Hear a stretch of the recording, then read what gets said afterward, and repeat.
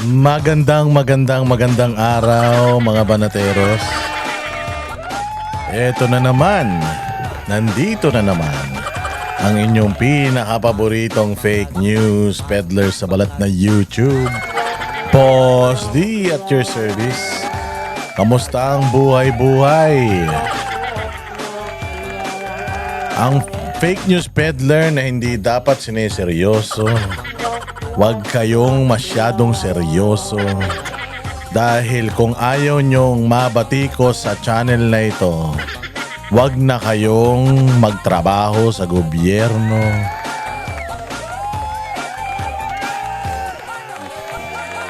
At pasasakitin na naman natin ang mga ulo, atay, balumbalunan, puso, isip at kaluluwa ng lahat ng mga salot sa lipunan, lahat ng mga switik, lahat ng mga magnanakaw, mang-uumit, mandurukot, mandarambong, mga durobo,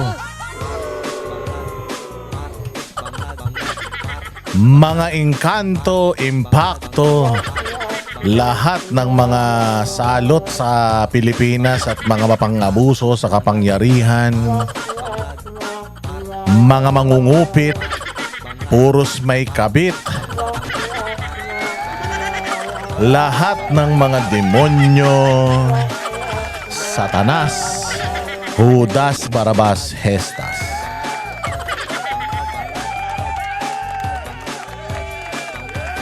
Nako mga bossing, ito na. Marami tayong mga pag-uusapan ngayon na mga malulupit, kaya simulan na natin. Pero bago tayo magsimula, mag-follow po kayo sa ating Facebook page. Teka, papakita ko lang yung ating bagong Facebook page, ha? Ito ang ating Facebook page mga bossing. Papakita ko lang sa inyo, anak ng tinapay naman. Yan naman yung bumungad, yung mukha ni Pokwang na yan. Oh, alam nyo yan, yung mukha ni Pokwang na yan. At saka yan yung si Pinky Amador na mata pobre, putang ina, mahirap naman.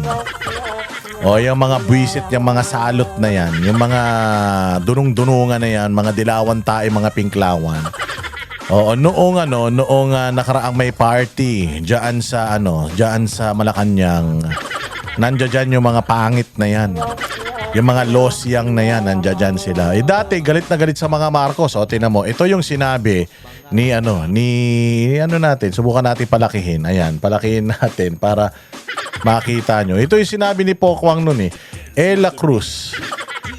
Sabi niya, tanggap ko pananaw mo sa politika.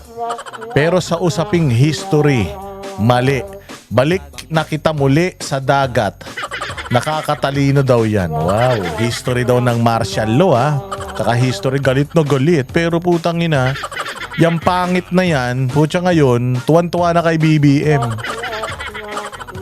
Ang ina tong mga to, ayan nasa ibaba pa sila putyang ina, mga nakapilipinyana pang mga wala namang prinsipyo.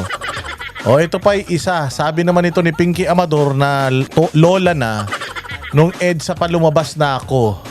Talaga, and I really believe na tama na talaga because they stole the money of taxpayers. They stole the money of taxpayers daw pero nandoon sila sa party. Sa party ng mag-asawang, sabi ni Aimee, mga bangag, mga adik, andoon sila, nakikipag-party. Tapos gamit sa party na yan, taxpayers money. Putang ina niyan. Mga gunggong talaga Ang hilig kasing mag-dunong-dunungan pero hindi yan ang gusto nating ipakita. Ito ang gusto nating ipakita.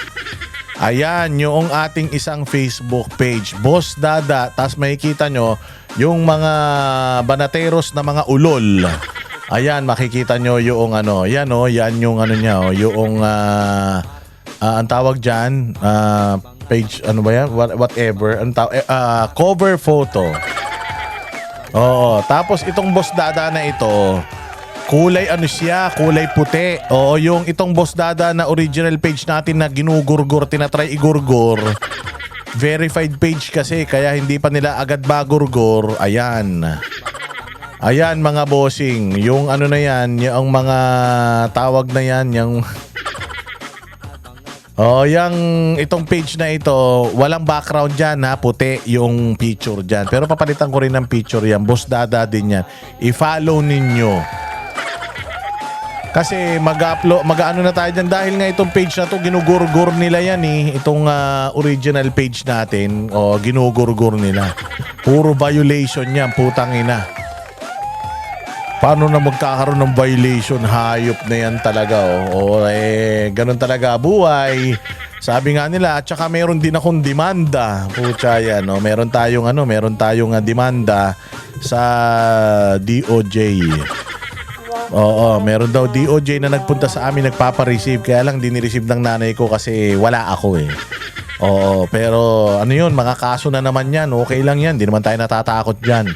Sabi ko nga kasi, kanina nga may kausap ako eh. Sabi sa akin, hindi ka ba natatakot, Boss D? Sa mga kaso. Sabi ko, saan ako matatakot? Anong kaso? Sa libel? Anong kaso? Nagano ba ako?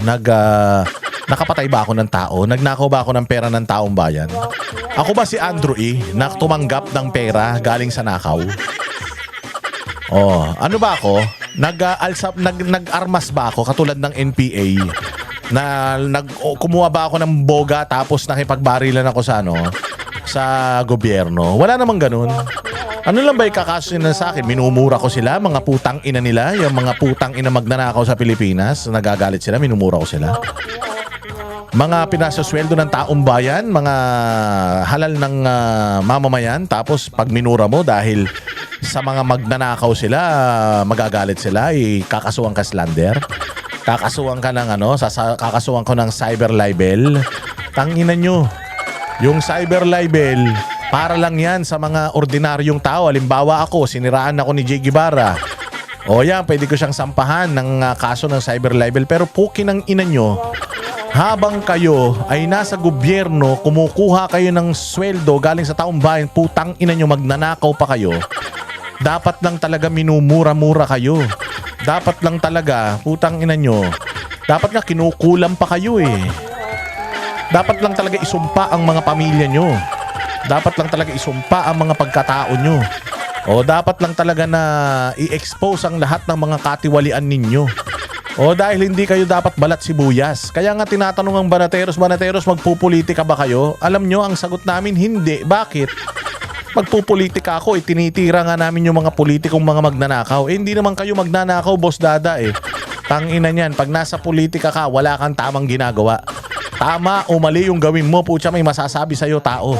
Sarap-sarap na ng buhay natin, binabanatan natin mga hayop na yan eh. Tapos magpupolitiko pa tayo. Si Pangulong Duterte nga, ganda-ganda ng ginawa sa bayang Pilipinas, ipinakulong pa. Hindi ba? So hindi tayo natatakot dyan. Tatakot tayo sa Tatakot tayo sa libel? Tatakot tayo sa slander? Pukin ng ina nyo. Wag, kung ayaw nyo nasisilip kayo, wag kayo magnakaw. Unang-una sa lahat, wag kayo magnakaw. Kung ayaw nyo matawag kayo magnanakaw, wag kayong magnakaw, pukin ng ina nyo. Ngayon naman, kung ayaw nyo naman na mabatikos kayo, wag kayong magpolitiko. Pwede kayo magtanim ng kamote sa mga bahay nyo o magkalkal kayo ng basura kung gusto kainin nyo.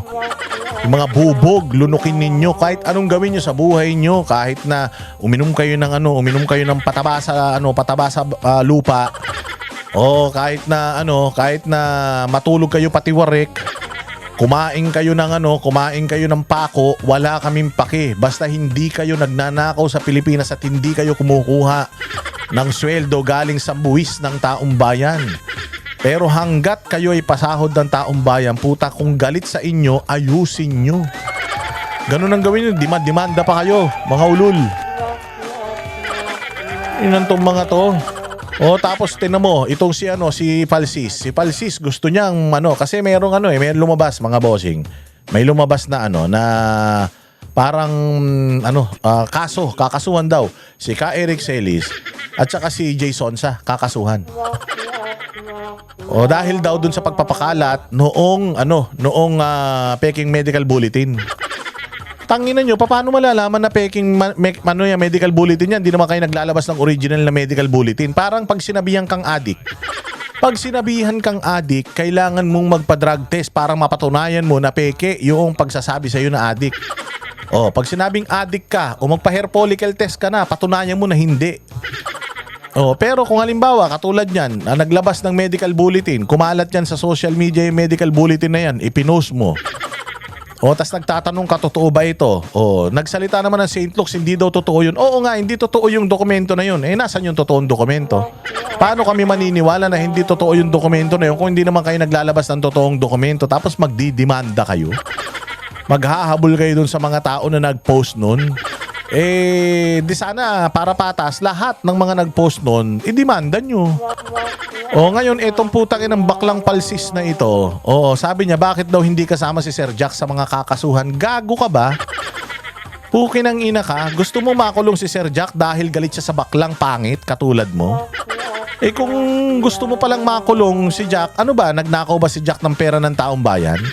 Kontraktor ba siya? Nagsusumusweldo ba siya sa buwis ng taong bayan at meron ba siyang pera ng gobyerno na dinispal ko?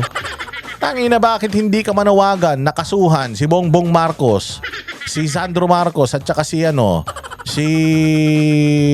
Romualdez? Ba't hindi ka manawagan na makasuhan mga hayop na yan? Bakit natutuwa ka na si Yusek Bernardo, si Alcantara, si Bryce Hernandez state witness na, samantalang sila yung mga kawatan, mga magnanakaw? Okay nang ina nyo? Diba gusto nyo? Gusto mong ipakulong si Sir Jack dahil galit siya sa bakla?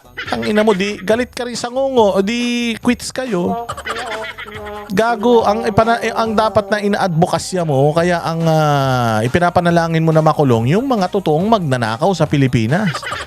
Yan, yung mga nasa Kongreso, yung mga nasa Malacanang. Bakit? Bayaran ka ba ng mga yan? Kaya hindi ka nagsasalita tungkol dyan. Kupal ka.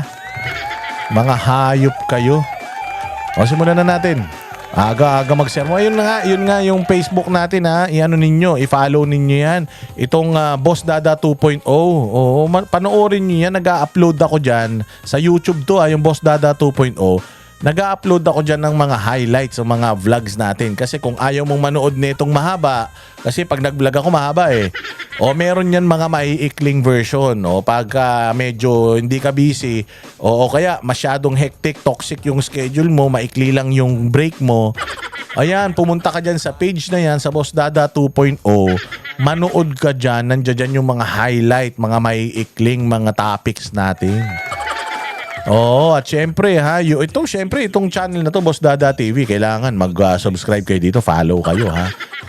At syempre lahat ng mga social media accounts ng lahat ng Banateros. Simulan na natin para makarami tayo.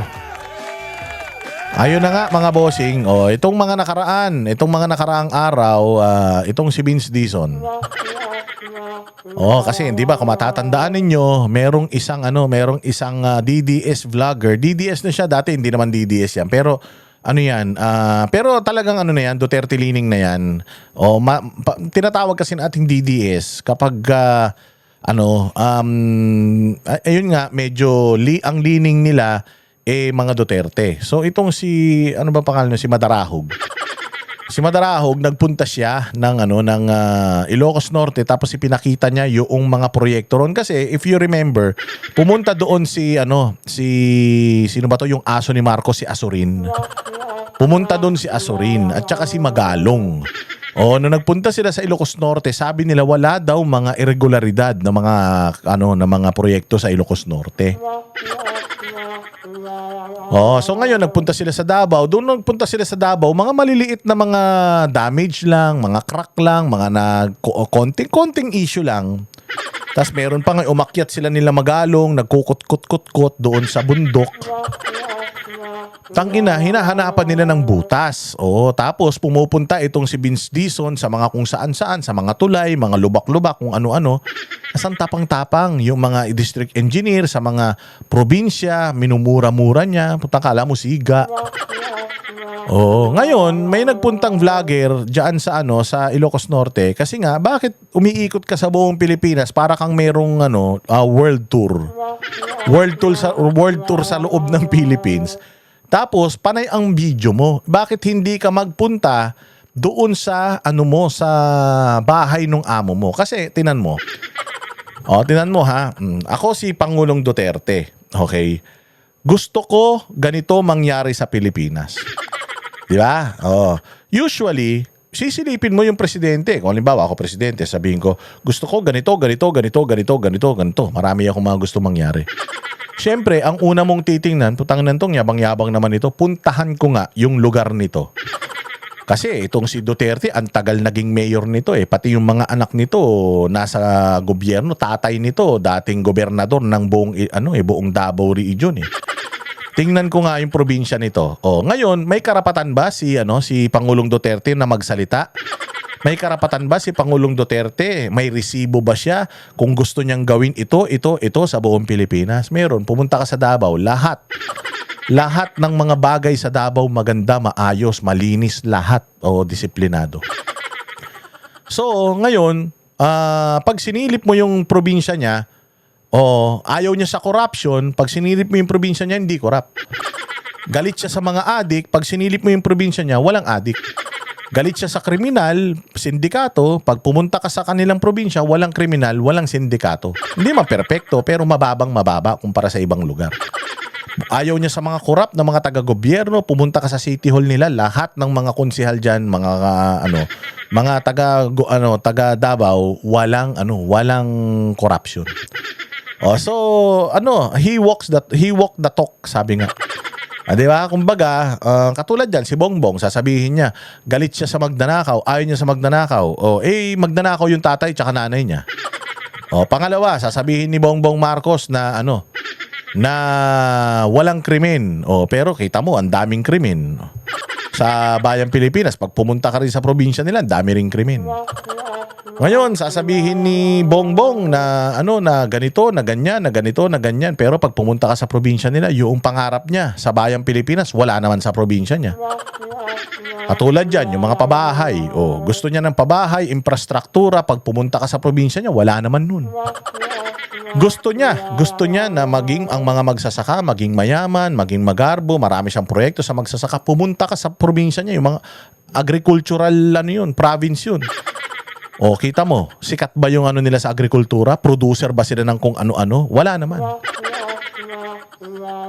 So ayun, so bakit ko ikinonekto? Ito si Vince Dizon, dapat ipakita mo muna na yung iyong amo maganda doon sa lugar niya. Para maipagmalaki mo siya. Hindi, pumupunta ka kung saan-saan lugar, nagagalit ka sa mga proyekto ron. Putang ina, yung bakuran ng amo mo na Ilocos Norte, putang ina, bulok, basura. Hindi ba? Dapat ganun. Hindi siya, pinuntahan nung Madarahog yung Ilocos Norte. Tapos, ang daming mga proyekto, lahat, putang ina, parang alam mo yung Intro Boys.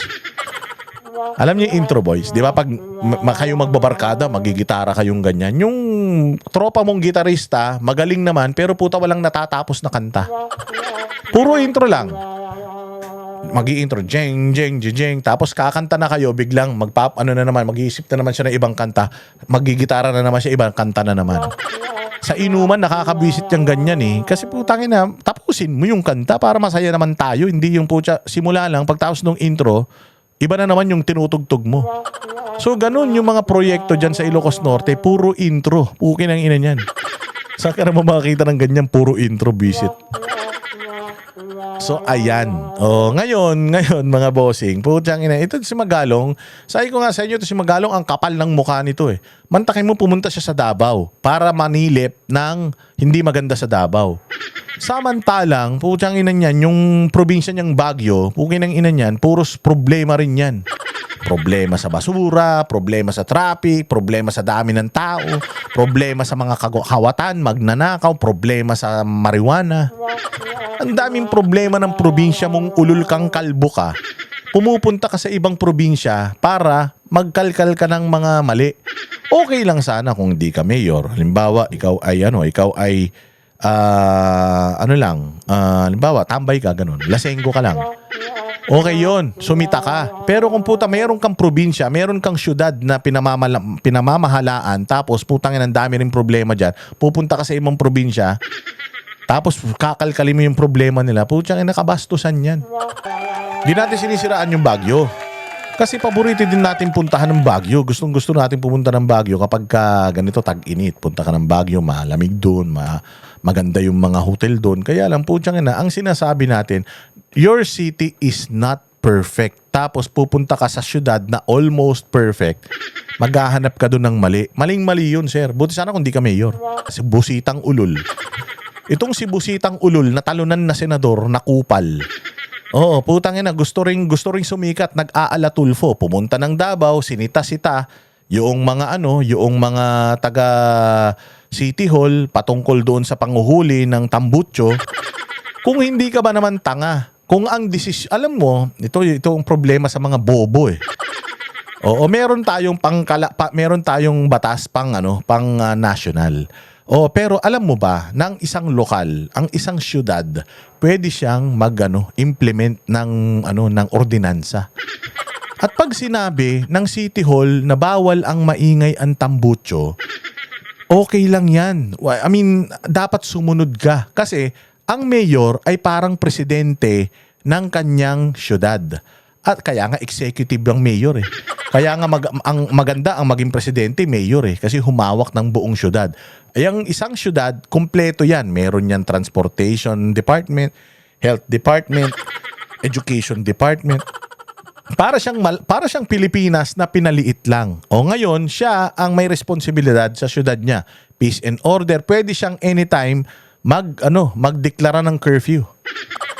Liquor ban, ganitong oras, alas 3 ng hapon, walang lalabas ng bahay, dapat tulog. Pwede siyang gumawa ng mga ganyang ordinansa dahil trabaho yan ng mayor. Ngayon, kung ayaw nila dyan ng maingay ang tambutso, kung ayaw nila dyan ng pinalitan na yung tambutso, hindi na yung stock, wala kang magagawa. Discretion nila yun. Kapart ng kapangyarihan ng ng executive yan.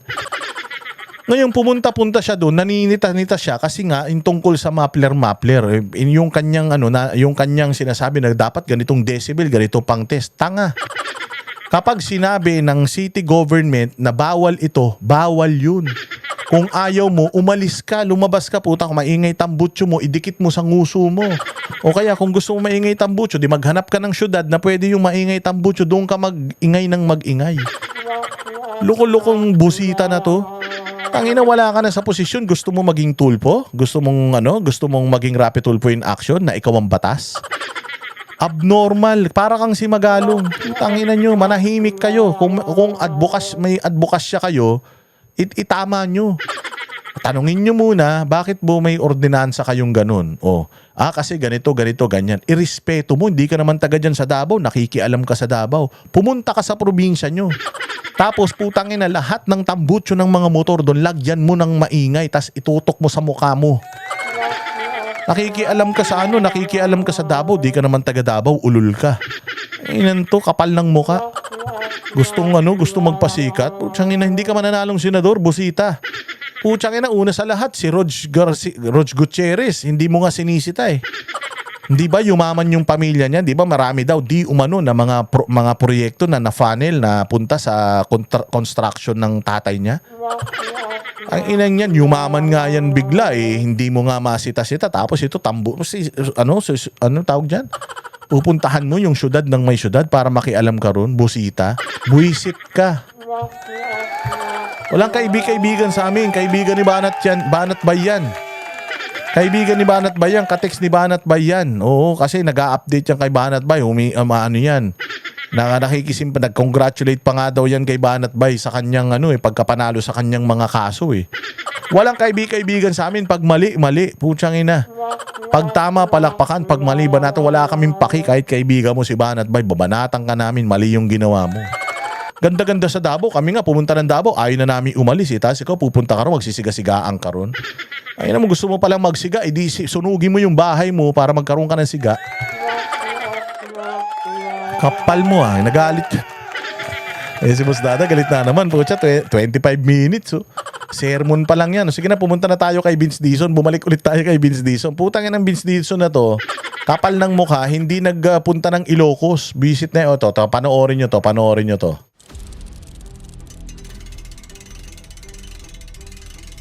Ano ba talaga, Secretary Vince Dizon? Pag sa di kaalyadong lugar? Hindi ka na naawa dun sa mga estudyante dyan, sa mga tao dito. Hindi mo ba siguro iniisip? Putang ina mo. Uy, nagmumura, ang tapang. Puta, kala mo malaking tao eh. Putang ina mo, putang ina mo. Trump. Puchong ina, lakas ano yan, Duterte yan. Oo, Duterte, ano yan, tatak Duterte yan. Dati tong taga Duterte, pero naging retarded. Yan to. Sige, diretso. Mura dito, mura doon. Pati nga sa Davao, minor damage lang sa Davao River, dapat maimbestigahan. Minor damage, dapat imbestigahan ha. Tandaan yan. Minor damage, dapat imbestigahan ha. Utang ina ka. Diyan nga sa Ilocos, sa distrito mismo ni Sandro Marcos, putya ang nakatayo poste lang eh. Ang nakatayo poste lang. Pag tiningnan mo yung mga proyekto, completed, pero poste lang nakatayo, hindi iimbestigahan. Yung dyan sa Davao River na may konting damage lang, iimbestigahan. Kupal. Dapat matutukan. Full force pa. Wow. Ayan nandiyan pa si Magalong Kalbo.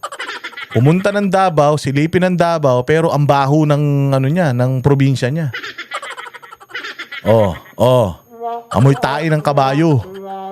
Mas pupunta ka ng Davao, puta mas malinis pa nga yung Davao sa budhi mo eh. Ha? Tuloy-tuloy lang tayo, pero marami din tayo apart from Davao. Marami din mga areas sa Mindanao. Pero, pag Ilocos, Tapos na yan. So yun ang commitment na natin sa mga kababayan natin. Kung ano ang bait ba't di ka nagmumura?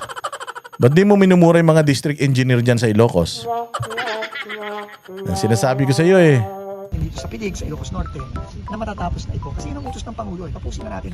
Lahat ng mga nakabiti na ganito, tapusin na natin. Wow, ang bait Pag sa Ilocos Norte, yung proyekto, katarantaduhan, binadgetan, hindi natapos, tapusin na natin. May budget na eh. Meron ng savings eh. Tapusin na natin. Tanga. Kung di ka ba naman tanga eh. Papaliwanag ko sa inyo kung paano ginagawa ang budget. Pag nag-budget, totoo yan. May phase 1, may phase 2, may phase 3. Pero, kompleto yung budget na yan. Okay? Gagawa sila ng proposal para sa tulay. Okay? So, yung phase 1, pwedeng ibigay dito. Kung yung contractor capable na tatapusin niya yung buong proyekto, yung buong tulay. Pero, may mga pagkakataon na yung phase 1, ibang contractor, yung phase 2, ibang contractor. Yung phase 3, ibang contractor. Ang budget nun, isang buo pa din. Halimbawa, ang budget 1 billion. O yung phase 1, ang budget niyan, 200 million. Yung phase 2, 500 million. O yung phase 3, yung finishing na, 300 million. 1 billion na yun. Buong budget yung ibibigay. Phase 1, may phase 2, may phase 3, ganun yun. Pero buong budget ibibigay yung para dun sa buong tulay. Ngayon, itong mga bobo na mga vlogger ni Bongbong, sabi nila, kasi nga, phase 1 pa lang yan. Pagka may budget na, phase 2, gago. Putangin na nyo. Hindi pwedeng mag-bid ka, tapos per phase ang bid mo. Pag nag-bid ka, yung buong tulay yung binibid nyo. Yung buong tulay. Tapos yung buong tulay na yun, syempre may mga phases yun. Una, footing. Hindi ba? Meron ba namang halimbawa, nagpagawa ka ng bahay, putsang inang yan, meron ba yung buo na yung bahay kagad? Walang ganun, may mga phase yan. Una, footing, buhukayin nila yan. Tapos lalagyan nila ng pundasyon, yun yung phase 2. Phase 3, ayan na, ilalagay na yung magbubuhos na ng second floor, ng third floor trusses. Yung phase 3 niyan, finishing na, may bubong na yan, may tiles na yan, may palitada na yan. Ganun yun. Pero ang budget nun para sa buong bahay, ganyan din sa tulay. Papagawa ka ng isang buong tulay na ganyan. Ibibid mo yung tulay, babudgetan yung buong tulay. Babudgetan yung buong tulay, tapos phase 1, phase 2, phase 3 hanggang matapos. Saan ka makakita ng ang inapprove phase 1 lang? Pukin ang ina niyan, bobo. Bobo kayo kung ganun. Ang inapprove nyo phase 1 lang. Tangina niyan, gumawa pa kayo ng proyekto. Kailan gagawan ng phase 2? Next year. Gago, hindi ganun yun. Oo, ang pera, binibigay yung pera sa DPWH. O, tapos ngayon may proyekto ka.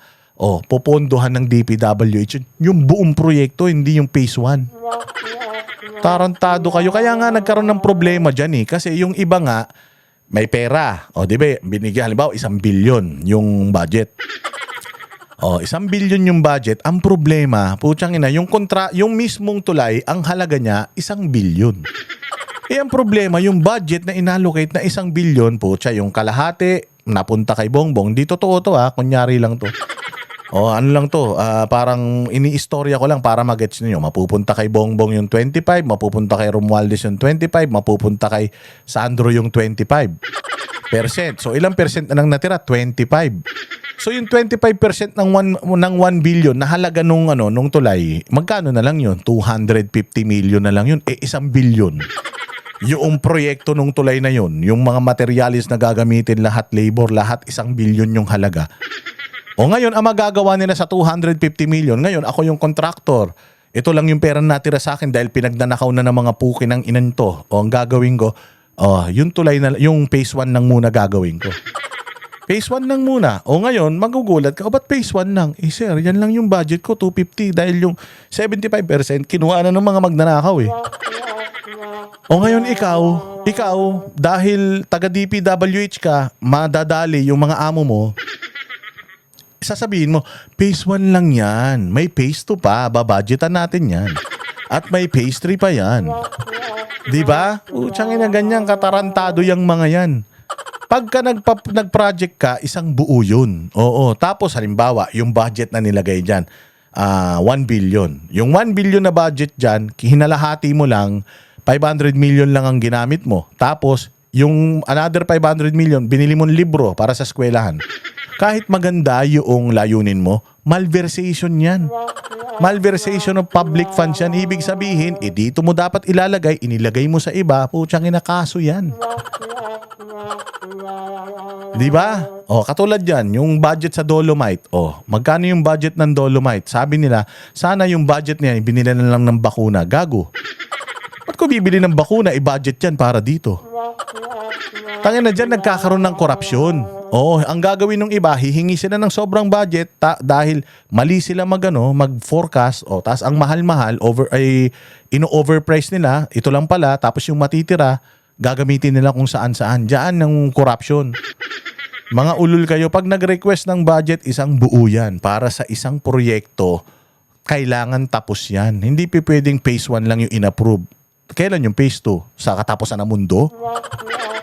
Hindi, alam nyo, ganito yan ginagawa yan ng mga politiko. Naano ko na to narinig ko ng scheme na to Ang gagawin daw nila, pag simula nung kanilang termino, gagawa sila niyan, mga pundasyon. Gagawa sila ng pundasyon. Tapos, ihihinto nila. O ngayon, bago pala matapos yung kanilang termino, ihihinto nila.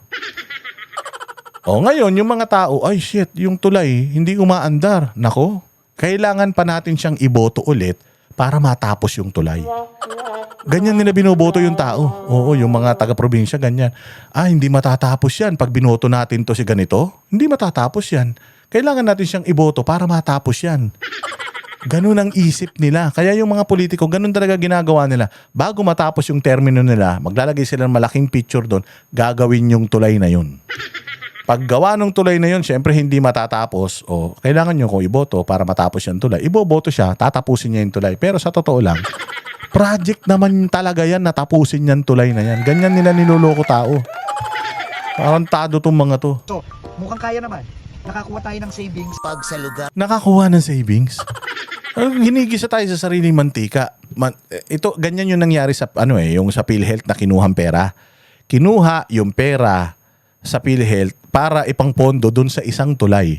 Yung tulay na yun, pinondohan na yun, inutang na natin yun sa Korea. Sa isang bangko sa Korea. O, ngayon, buo yun na inutang natin. O, dapat matapos yung na yun, yung proyekto na yun. Mantakin mo, hindi natapos yung proyekto, kumuha pa sila dyan sa PhilHealth. Para ilagay lang dun. Kung di ba naman gago, ganun din to. May pondo ito, 100%, halimbawa nga, 1 billion ang pondo nito.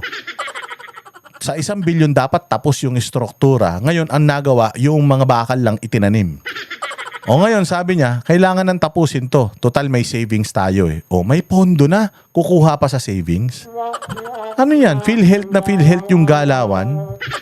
Diba? Ito si Vince Dizon, pinaglololoko tayo nitong kupal na ito eh. ng presidente? Wow ha? Ang bait. Kahit halatang may anomalya. Okay lang. Poponduhan lang. Paldo. Ano to? Double standard? Naman, hindi to ghost project kasi may nakatayo. O hindi daw ghost project kasi may nakatayo. Tangina, hindi nga yan ghost project pero parang multo. Parang multo yan. Bakit? Kasi may pondo, pinondohan para sa tapos na proyekto, tapos nakatenga yung proyekto at sasabihin mo nawala ng budget.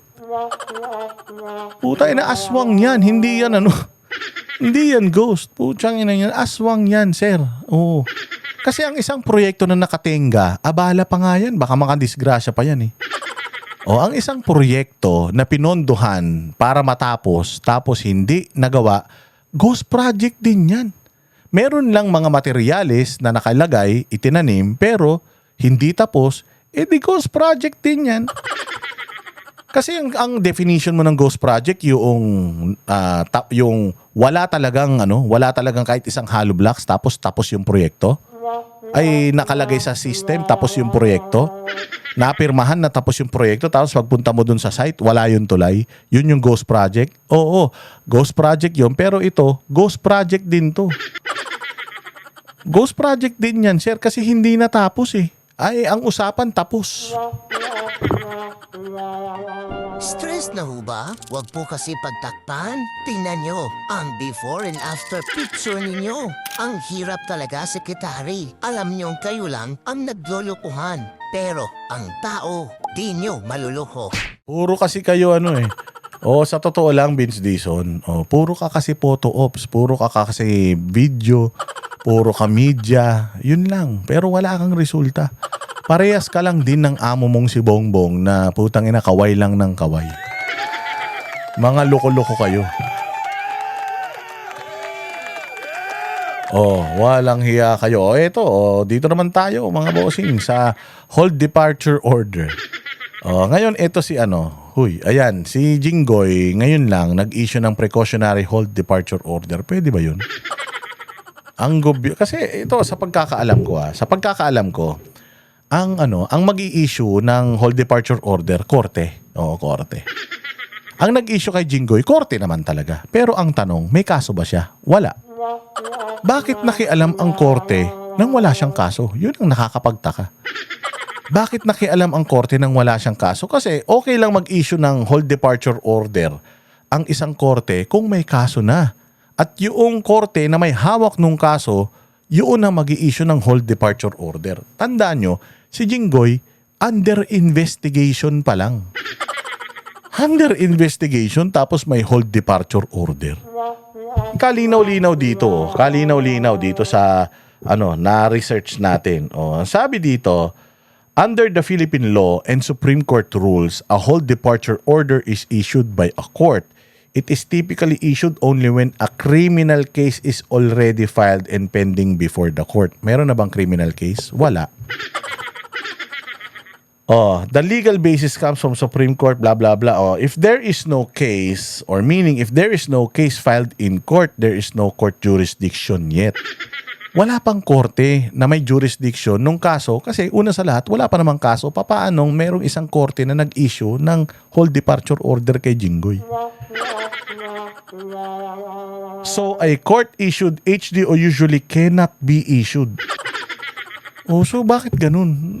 Hindi, ito, sabi ko, hindi man tayo eksperto, hindi man tayo abogado, pero ito yung sinasabi nung dokumento na binabasa natin na hindi pwedeng mag-issue ng HDO na walang kaso sa korte. Lalong-lalo na ang isang korte mag-issue ng HDO, karapatan ng bawat Pilipino ang magbiyahe. Right to travel, karapatan yan. Kaya nga, dahil hindi mo pwedeng pigilan niyang karapatan na yan ng isang tao na magbiyahe, hanggat wala pang kaso, ano yun? Ano ba yun? Yung watch order. Yun lang yung dapat na na ini-issue sa'yo. Yung parang alam lang nila kung nasaan ka. O, alam lang nila kung nasaan ka. Parang ire-report ng lahat ng mga lalabasan mo kung saan ka pupunta. Ano bang tawag nito? Hold departure order. Basta yun. Yun na yun. O, yung ano lang. Lookout bulletin. Ganun lang pala. O. Lookout bulletin lang kapag ka wala pang. Kaya nga nakalabas ng bansa sila Harry Roque, sila tawag dito si Bunuan kasi nga wala pang kaso. So bakit si Jinggoy meron na? Dito mo talaga makikita na tinitira talaga yung mga senador. Talagang yung mga senador ang target nila para makatakas itong mga totoong mga kawatan sa Pilipinas. Ganyan, sabi ko nga sa inyo, ganyan din ang nangyari kay Bong Revilla. Dahil nga si Bong Revilla at si Jinggoy, meron na silang kaso dati na naakwita, na-dismiss yun. Wala silang kasalanan doon. Dahil may kaso na sila noon, ang dali nila ngayon na maging gawing biktima ng trial by publicity. O kasi isipin ng tao, talaga itong dalawang tumagnanakaw. Pero again, hindi sila napatunayan na may ninakaw sila noong kay Janet Lim Napoles. Ngayon, sila na naman ang ginagamit. Sila na naman yung gustong ipakulong para lang masabi na may nakulong. Ganyan na ganyan yung ginawa ni Pinoy. Si Pinoy ang nagpakulong dito sa dalawa na to eh. Sino ba namumuno ngayon sa Pilipinas? 'Di ba Dilawan din? O kaya ngayon sila na naman ang ginagamit. Mantakin mo, hindi siya pinayagan na magkaroon ng travel authority dahil may hold departure order. Pakinggan nga natin tong balitan to. Korte na posibleng umalis ng bansa sina dating DPWH Secretary Manny Bonoan at Senador Jinggoy Estrada kaya naglabas ng precautionary hold departure order laban sa kanila. Kinumpirma yan ng Department of Justice. Para ito sa mga reklamong plunder at direct bribery ni Bonoan at Estrada kaugnay ng flood control scandal. Sakop din ng order ang tatlong dating opisyal ng DPWH na sina... Ito ang kriminal. Yan ang kriminal mga bossing. Maniwala kayo. Itong Alcantara ay ang Bernardo. Yan ang kriminal talaga. O bakit natin nasabi na yan ang kriminal? Putang ina. May nakita kang May nakita kang, di ba parang kinasuhan to. O ikinulong to. May nakita kang mugshot niyan. Wala kang nakita na mugshot ng ulol na yan. Wala mga bossing. Alam mo, sa totoo lang, itong ginawa ni Bernardo, ni Yusek Bernardo. Itong ginawa ni Yusek Bernardo sa Bayang Pilipinas. Heinous crime yan eh. Ang flood control scandal, may hahambing mo yan sa isang heinous crime na rape. Oo, sa totoo lang. RAPE. May hahambing mo siya dyan sa heinous crime na yan. Na kung saan ginahasa ng walang alinlangan ang kaban ng bayan neto ni Yusek Bernardo. Ginahasa niya yung kaban ng bayan, pinagkukuha niya yung pera. Siya ang naglalagay, nag-allocate ng mga proyekto doon sa mga congressman, sa mga senador, kahit nga sa mga kapitan, mga mayor eh. Siya ang naglalagay. Ngayon, siya rin ang namimili kung sino ang mga senador o congressman na paglalagyan niya ng mga budget na yun. Ngayon, pwede siyang humingi ng porsyento. Sir, pa-project ay babudgetan ko yung project mo. Kaya itong proyekto na to, ilalagay ko under you para may accomplishment ka. Pero, tutubo ako. Mangungumisyon ako. Magsabi ko nga sa inyo yung scheme ng sindikato ng DPWH. Pucha, ito. Ang yung DPWH secretary at saka ito. Ang merong pakanalahat niyan. Siya ang gumahasa ng pera ng taong bayan. Kumbaga, siya na ang kumidnap, siya pa ang gumahasa, siya pa ang pumatay. Doon sa mga, 'di ba? Maraming namatay, 'di ba? Maraming namatay sa flood control project. So parang ginahasa mo yung pera ng taong bayan, kinidnap mo yung mga proyekto. Tapos pinatay mo pa yung mga tao dahil diyan sa ghost projects mong hinayupak ka. Tapos ngayon, siya pa ang bida. Check yan. Tapos ngayon inililibing para pagtakpan yung kanyang kasalanan. So ang most guilty dito, ito. Yan ang most guilty. Oo, bakit? 'Di ba? Bakit siya ang state witness? Siya talaga may kasalanan sa lahat. O kahit walang basihan, o para lang may ano niya ang issue, may iwas niya sa kanya yung issue, anong gagawin niya? Magtuturo ng kung sino-sino. Tapos, yung mga itinuturo niya, mga kalaban.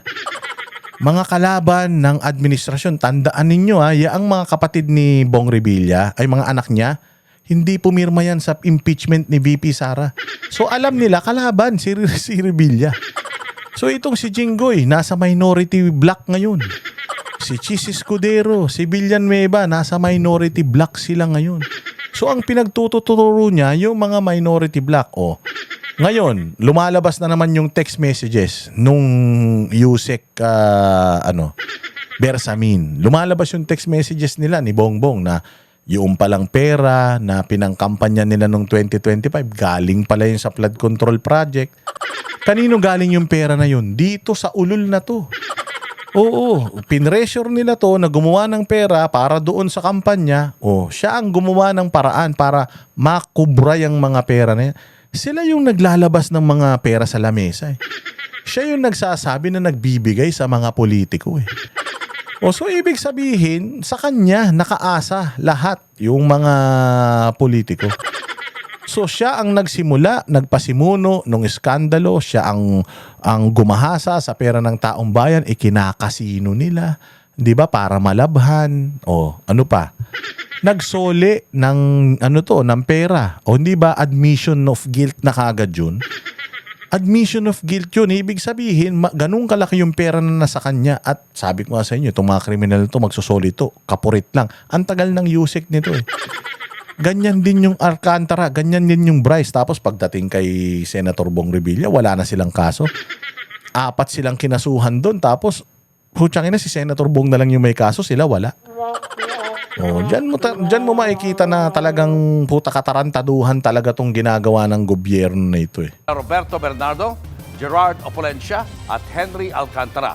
Sa ilalim ng precautionary hold departure order, hindi papayagang makalabas ng bansa sina Estrada, Bonoan at iba pa habang sinasagawa ang preliminary investigation. Bago nito, which is which is according to what I read, against the law yun. Against the law yun. So, dito mo makikita na talagang low bender talaga tong mga to. Tayong si Bonoan ng kontrasalaysay sa DOJ kaugnay ng plunder complaint.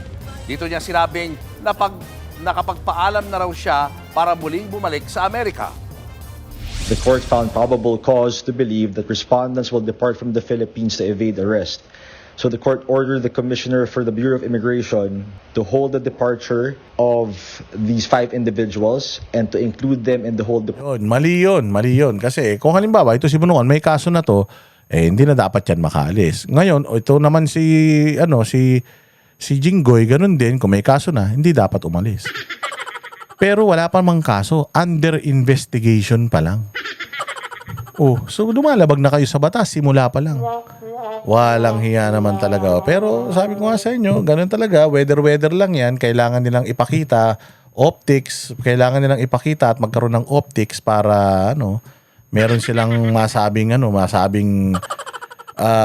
resulta. Pero ang totoong nito, ang most guilty dito, ang talagang sindikato, Alcantara, Bernardo, Malacanang, Congress. Yan talaga yan. Tingnan nyo sino mga pinakamalalaking mga allocations ng mga budget, tapos kung sino may pinakamalaking mga flood mitigation projects. Yan ang totoong may kaso dyan. Ito, pakinggan natin yung itong kay Ramon Revilla Jr. naman. Hindi sumagot si dating Senador Bong Revilla ng basahan ng sakdal para sa kasong malversation kaugnay sa umano'y ghost flood control. Katulad nun, malversation. Ipinaliwanag ko sa inyo kanina kung ano yung malversation. Yung malversation, kapag yung budget, yung pondo para rito. Tapos, hindi mo dito nilagay. Inilagay mo sa ibang bagay. Malversation yun. yung budget na para dito, inilagay mo sa ibang proyekto, malversation yun. Now, question. Sinabi ni Sandro Marcos nung nakaraan lang. Total, naniniwala naman kayo kay Sandro. Ilagay natin yung sinabi ni Sandro Marcos dito sa istorya na to.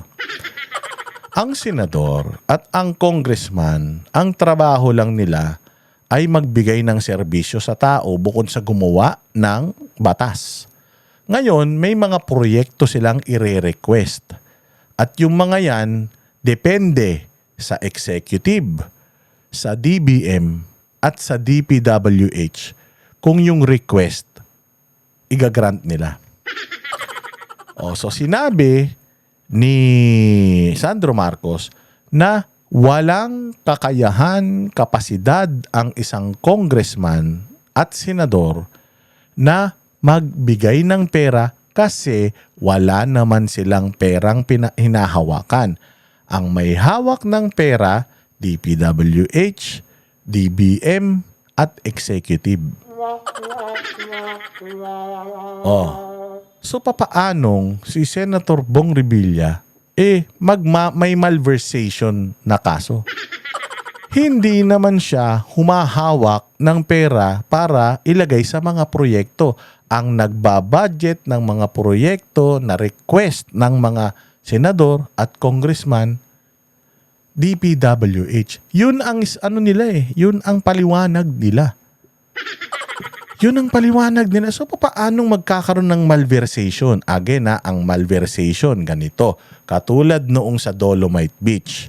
May budget na ilang milyon yung Dolomite Beach.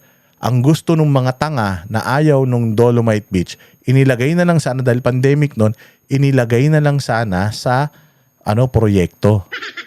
Hindi. Meron na nga siyang Supreme Court ruling na dapat igawin na yang Dolomite. So, yung budget ng Dolomite para sa Dolomite. Kapag yung budget ng Dolomite inilagay mo sa bakuna, malversation yan of public trust, public funds.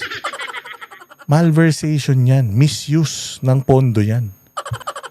So since ang isang senador at mga congressman walang perang hinahawakan, nagre-request lang sila ng budget, but malversation ang kinakaso kay Ramon Revilla.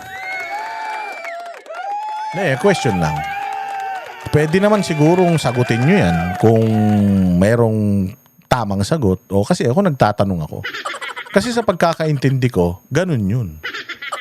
Sa pagkakaintindi ko, ganun yun. Halimbawa na lang, halimbawa, may budget na hiningi ang Office of the Vice President. Halimbawa, humingi ako ng budget na 1 billion para sa mga proyekto ko sa opisina.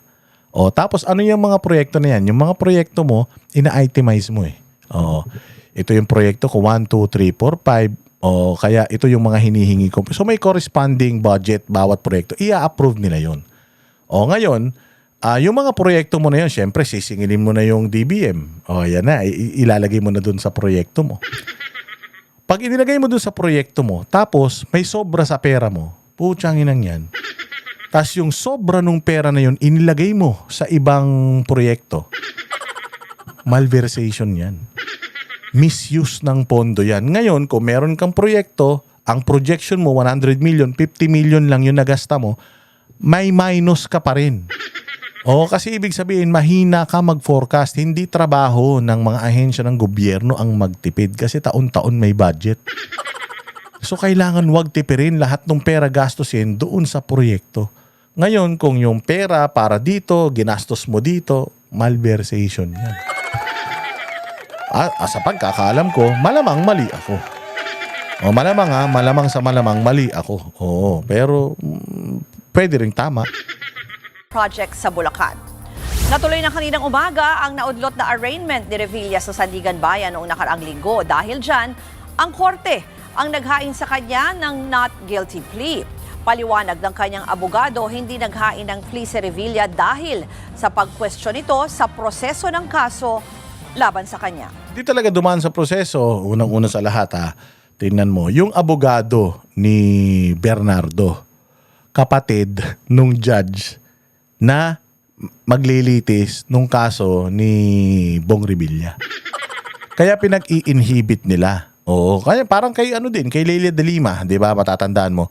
Pinag-i-inhibit nila yung ano or pinare-reverse nila yung decision kasi naging estudyante ni Leila de Lima yung nag-acquit sa kanya. O hindi ba? Kung matatandaan mo rin, yung mga senador nag-i-inhibit sila kapag halimbawa, kapatid niya, katulad no, nag-inhibit one time si Gatchalian. Noong ginigisa yung kapatid niya sa sa DSWD. Nag-inhibit siya, umalis siya kasi nga kapatid niya yun eh.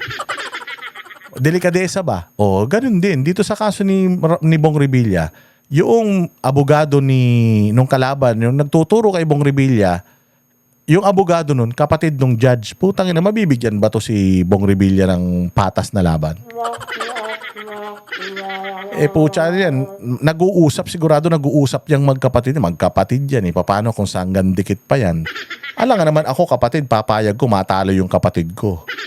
Siyempre hindi, di ba? Di gugulpihin namin si Bong Revilla. Kaya nga sinasabi ni Bong Revilla, harapin ko naman yung kaso, pero dapat hindi na siya yung judge. Kasi o kaya magpalit ng abogado itong namin, kalaban ko. O kaya lang yung kalaban niya kasi na si Bernardo karapatan niya kung yun yung gusto niyang abogado. Ako bilang judge, kapatid ko yung abogado noong nililitis ko. Dapat talaga nag-i-inhibit na yan. Pero dahil hindi nag-i-inhibit, alam mo na may masamang balak talaga sila dito kay Ramon Revilla Jr. Hindi po siya binigyan ng sapat na pagkakataon para matanggap ang mga dokumento. Yung binanggit namin dati na may higit kumulang 700 pages. Again ang malversation po is misappropriation.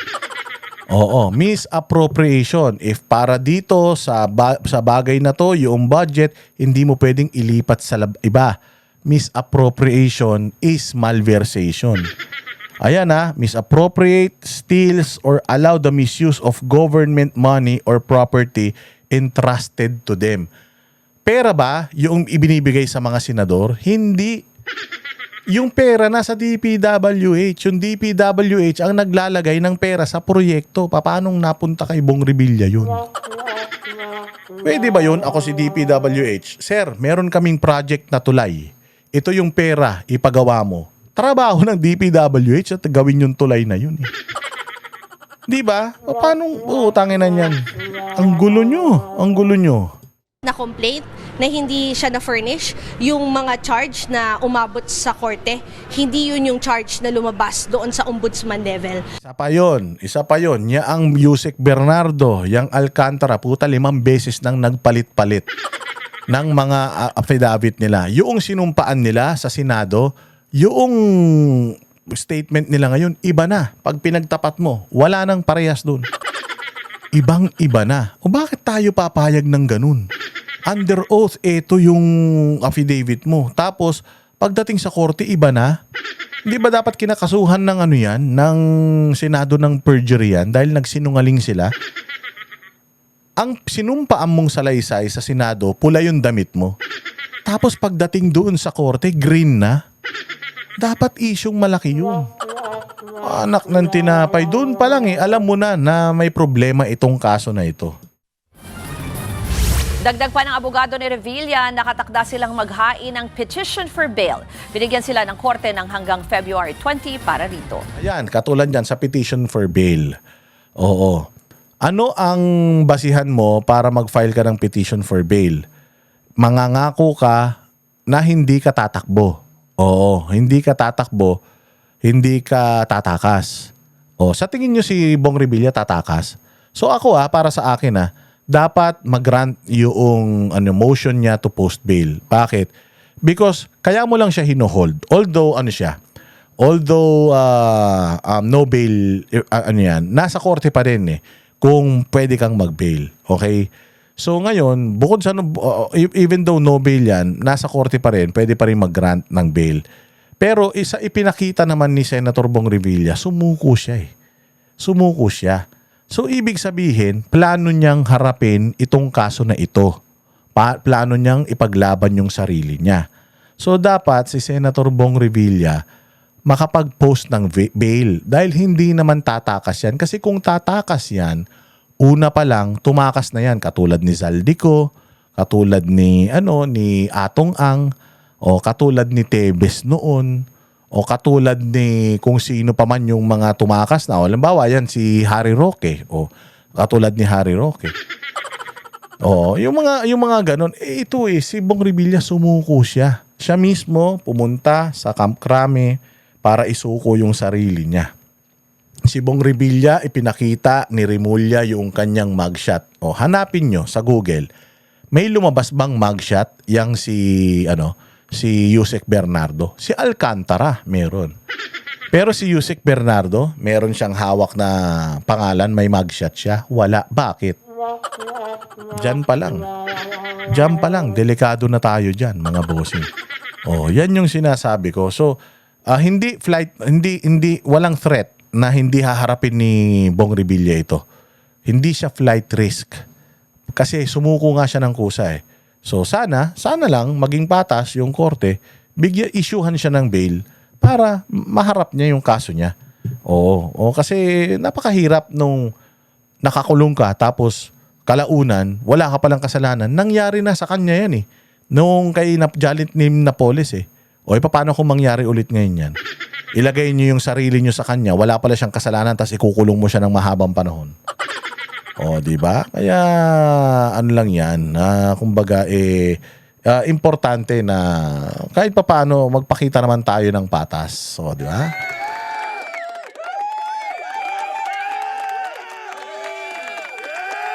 Oh, ito naman yung pag-aresto sa pag-aresto sa mga sangkot o sinangkot na bago ng ICC. Ito na yung pinakapanibagong panibagong smoke screen nila. Smoke screen doon sa para makaiwas yung sisi mapunta sa Malacanang, sa congressman, sa pinsan niya, tsaka sa anak niya. Gagawa sila ng mga panibagong mga pasabog. ICC na naman. ICC na naman. Sige, pakinggan natin to.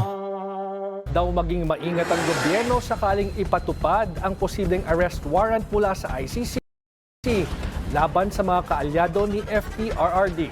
Tingin kasi ng isang political analyst, make or break move ito sa estado ng kanilang partido. Narito ang Agenda Weekend Report ni Dexter Ganiben ng Abante.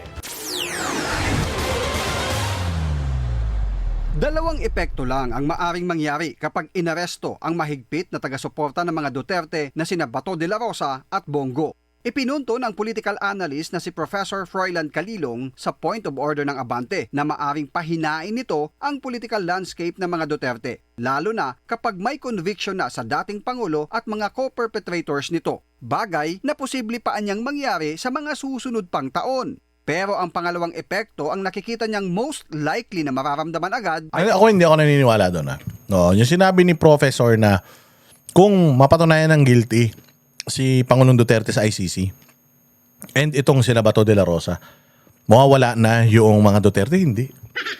Una-una sa lahat, wala tayong pakialam sa putain na ICC na yan.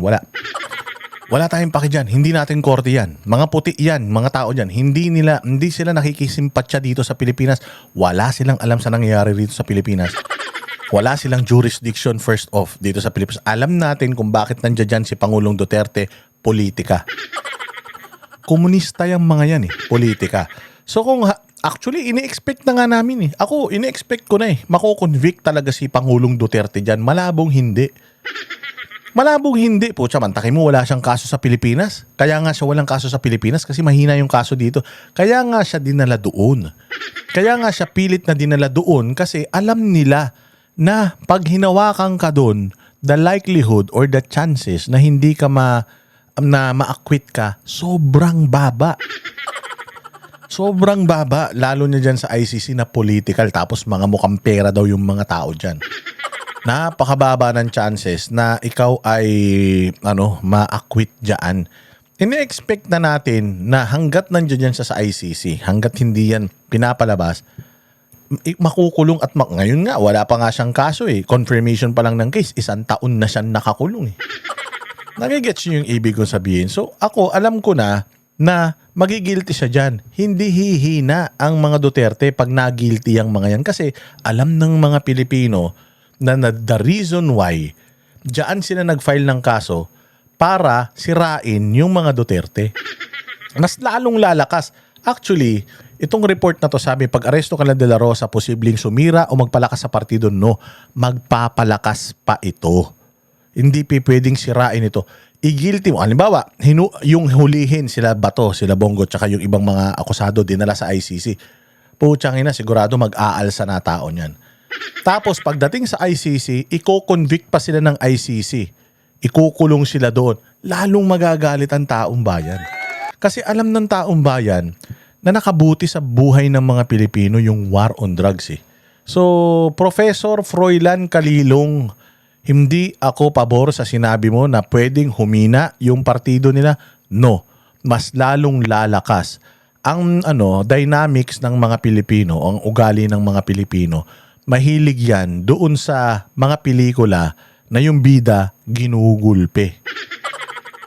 Tapos babawi sila bandang huli. Ang babawi dito sa mga ito, kung maging guilty man ito sa ICC, yung taong bayan. Wala nang mananalong dilawan, pinklawan, pulahan ever. Tandaan niyo yan.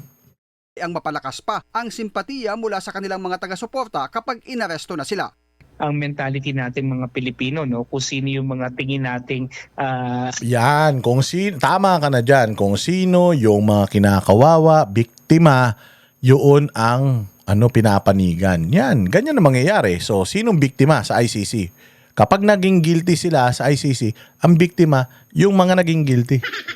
Putya, binababoy na nga ng mga Pilipino yung mga nagrereklamo, kaya nga mga nakatakip ang mukha eh. Dahil ultimong yung mga nagrereklamo sa mga Duterte dito sa war on drugs na to, hiyang-hiya din sila sa sarili nila. Alam nila eh. Yung mga kamag-anak nila nangamatay, puta, puros mga addictus yun eh. kinakawawa o yung mga binabibiktima, doon tayo sumasang-ayon, yung mga underdogs, kumbaga. And mas magiging maliwanag, yung hangarin ng administration na pilayan talaga yung opposition, particularly the Duterte bloc. And if this happens, it may create a not so good impression on the part of the administration na kung saan yung daloy naman ng suporta maaring mapunta lalo sa mga Dutertes. Mangyayari anya ang pangalawang epekto kung mahahalin tulad sa pag-aresto kay dating Pangulong Digong Duterte ang sasapitin ni Bato at Bongo. Kaya dapat anyang sundin ng gobyerno ang tamang legal na proseso kapag naglabas na ng warrant of arrest ang ICC laban sa mga co-perpetrators ng dating Pangulo. Ang kailangan natin ditong masiguro, number one is talagang dadaan sa tamang proseso. Dadaan sa Philippine courts yung pagbibigay ng mismong mga warrant of arrest para masiguro na meron talaga meron talagang pagsang-ayon dito at walang nilalabag na mga legal procedures dito sa ating bansa kung sakali mang may pag-arestong gagawin. Una ng pinabulaanan ni dating Justice Secretary Vitaliano Aguirre sa Agenda Weekend na may kinalaman siya sa war on drugs. Trabahoan niya ng DOJ ang habulin ng mga pulis na inirereklamo ng pang-aabuso sa kampanya noong Duterte administration. Wala akong kasalanan dyan. Hindi man lang ako... Actually, totoo naman yun. May mga nakulong eh. Kung sana kung totally walang nakulong, walang mga nakasuhan na pulis na umabuso sa kapangyarihan. Meron, marami. Ibig sabihin, the justice system in the Philippines is working. Hindi ko yan kinatatakutan. Ikalawa, wala akong magagawa dyan. Kung talagang ako'y arestuin, nandito lang ako. Hindi ako maaaring magtago sapagkat ako'y naghahanap buhay. Pag ako'y nagtago, walang maghahanap buhay sa pamilya ko. Si Senator Bongo naman, tuloy ang kanya paghahatid ng tulong sa mga kababayang nasunugan sa Davao City. Ito pa, si Bongo, isa pa to. Si Bongo, wala siyang authority over PNP. Wala siyang mandato na utusan ng PNP. So kung ano man yung and also sa decision making ni Pangulong Duterte, wala rin siyang say. Ang trabaho lang ni Senator Bongo, i-prepare lahat for PRRD. Ang decision, ang binoto ng taong bayan si PRD. So kung sinabi ni PRD na I take full responsibility, siya yung may responsibilidad. Si Bongo, wala yan. Malabo. Sabi nga nung iba malabo talaga si Bongo kasi ano to si Senator Bato de la Rosa, yung mga pulis, maaari pa. Kasi under nila yung mga pulis. Pero ito si Bongo, malabo talaga. Wala siyang power or authority na mag-utos sa mga pulis. Matapos pabulaanan ang kanyang involvement sa madugong war on drugs. Umaasa naman si Attorney Cristina Conte na assistant to counsel ng mga biktima sa war on drugs sa ICC na magkakaroon ng arestuhan, pero handa rin silang maghintay dahil sa legal na prosesong kailangang sundin. Posible yan, pero ako wala akong pag-asa or hope pa na like ngayon magkakaroon ng arestuhan. Kasi again, yung pong document containing the charges ay hindi naman automatically warrant of arrest. Kailangan pa pong hiwalay na proseso para mag-apply at mag-issue. Sa sumo kahit papaano tama yung sinabi niya. Siyempre kalaban niya ay yung mga yan. Gusto niya maaresto yan. Pero ano siya? Ano siya, yung optimistic siya or kaya sinasabi niya na totoo siya doon sa sinabi niya na kapag sinangkot pa lang sila, it doesn't result to warrant of arrest Saka na natin isipin yung warrant of arrest pag nandiyan na. Pero hanggat wala pa, hindi dapat. So saka na natin pag-isipin yan, pag-usapan yan. Ako, yun ang sabi ni Conte wala akong iniisip pa na arestuhan na magaganap. Kasi hindi naman yun ganun. Kailangan may warrant of arrest bago magka-arestuhan. Yan ang sinabi ni Conte Tingnan ninyo kung ano sasabihin kung ano ang sasabihin ni Claire Castro. Ayan, pakinggan nyo. Mali ang nagawang EJK, hindi po ba dapat na lamang na maimbestigahan po talaga kung sino dapat na managot? Palace reaction lang po on ICI naming Senators Bato de la Rosa and Bongo, among others as co-conspirators on the bloody drug war during the Duterte administration. And pwede po ba itong dumaan sa local courts, ang arrest warrant, if Interpol ang magpapadala? Again, yung unang Ayan pwede ba? Ang dumaan. yung punta Reaction lang po. regarding sa pagsama ng pangalan nila? Yes po. Okay.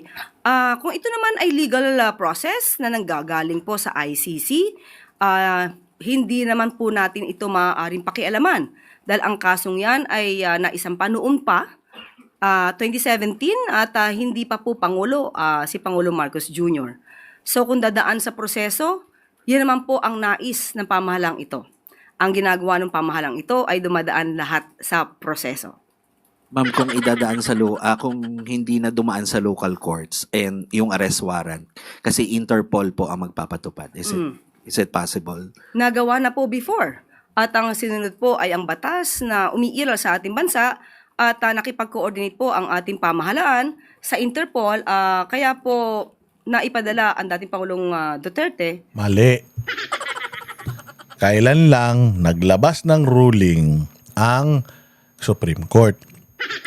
Sabi ng Supreme Court, ito yung dapat nating ginagawa kapag mga kaso abroad, extradition man yan, dapat dumaan sa tamang proseso, local courts. Putsang inang yan. Tapos sa kanya, hindi. Hindi ko talaga alam kung ito si Claire Castro nagtapos talaga to sa rekto o kung saang eskwelahan talaga nagtapos to Sinasabi na ng Supreme Court at saka may mga nakabinbin na mga kaso sa Supreme Court. Therefore, hindi ka pwede hindi pwedeng gawin mo yung ginawa mo noon. Bakit? Kasi nga may reklamo sa Supreme Court at hindi pa nagdidesisyon ang Supreme Court kung tama o mali yung ginawa nila Rimulya. Hanggat wala pang desisyon ang Korte Suprema, hindi mo pwedeng gawin yung isang questionableng bagay. Ang pinaka-safest na gawin mo is i-hold mo yung mga tao dito sa Pilipinas. May Interpol. Hindi mo sila kailangang ipamigay na kagad doon. Tanginan nyo yung mga nasa abroad nga, pinauuwi natin dito, mga kriminal yun sa ibang bansa. Pinipilit nating makuha Tapos, yung mga tao natin, mga kriminal natin dito, gusto mong ipatapon sa ibang bansa. Anong klase yun? Yun nga dagat dyan sa South China Sea, nagmamatalinuhan kayong lahat Ayaw nyong ibigay sa China. Sinasabi nyo, sasakupin na tayo sa may soberanya. Ang part po ng soberanya natin yung mga tao na mga Pilipino, na may mga passport na mga Pilipino. Pilipino po sila. Ang may responsibilidad at jurisdiction sa kanila, bansa kung saan sila residente. Bakit mo sila ipapadala sa ibang bansa? Ikaw kaya, pag ayaw na namin sa'yo, patapong ka namin sa Zimbabwe, okay lang sa'yo? Siyempre sasabihin mo, hindi pwede yan, labag sa batas yan.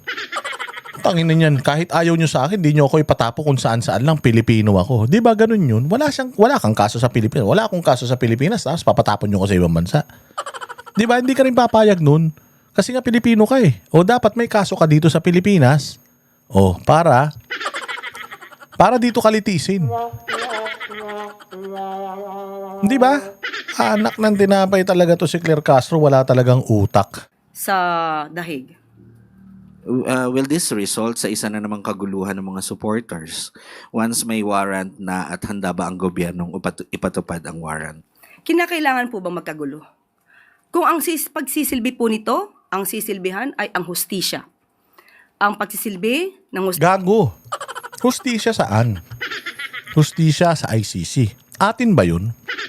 Membro ba tayo nun? Ang konstitusyon natin, Pilipinas. May nilabag kang batas sa Pilipinas. Dapat yung konstitusyon sa Pilipinas ang masunod. Ang judge na Pilipino ang magko-convict sa'yo at makukulong ka dito sa kulungan sa Pilipinas. Natatandaan nyo, si Pemberton. Pinatay ni Pemberton yung Pilipino. Kinulong siya dito sa Pilipinas dahil dito siya nakagawa ng krimen. Putsang ina, ibinalik natin siya sa Amerika.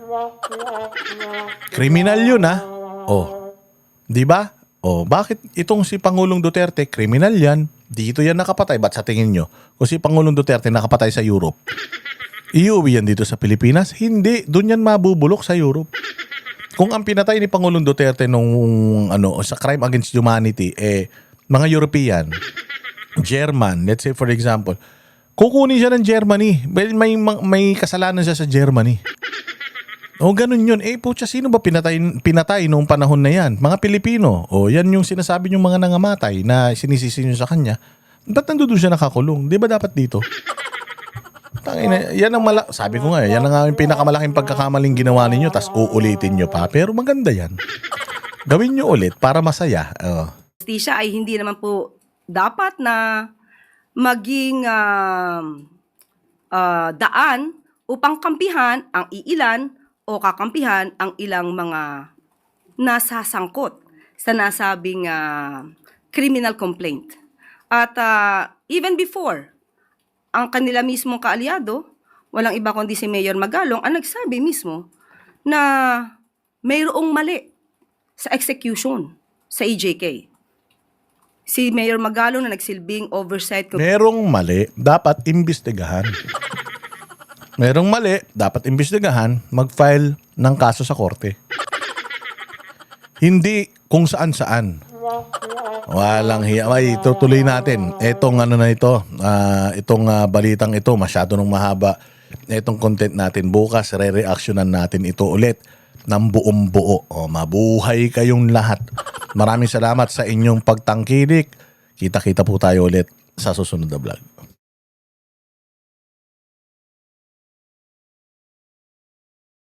Kami ang boses ng masa, hindi natatakot. Katotohanan lang, di kami nalulunod. Walang bahid ng sismis, lahat ay totoo. Kahit sino ka pa, pag mali ka babanatan ka. Walang pinipili kulay, wala kaming kinikilingan. Basta para sa bayan, kami lalaban. Pag tama palakpakan, pag mali banatan. Di matitinag, di matatakot. Para sa bayan, tuloy ang sigaw sa harap. ng kamera, walang halong takot. Mga baluktot, lahat kayo'y tutumba. Ang hustisya at totoo, yun lang ang mahalaga. Kahit sinong harang, di kami matitinag. Walang pinipiling kulay, wala kaming kinikilingan. Basta para sa bayan, kami lalaban. Pag tama palakpakan, pag mali banatan, di matitinag, di matatakot. Para sa bayan, tuloy ang sigaw. Kung nasa tama ka, ikaw ay aming kasama. Pero pag mali ka, handa ka na bang mabasag? Banateros kami, walang inuunan. Dahil bayan muna, bago ang sarili.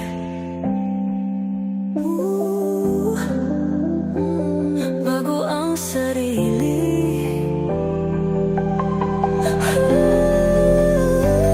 Pag tama palakpakan, pag mali banatan. Banateros ang sigaw, katotohanan ang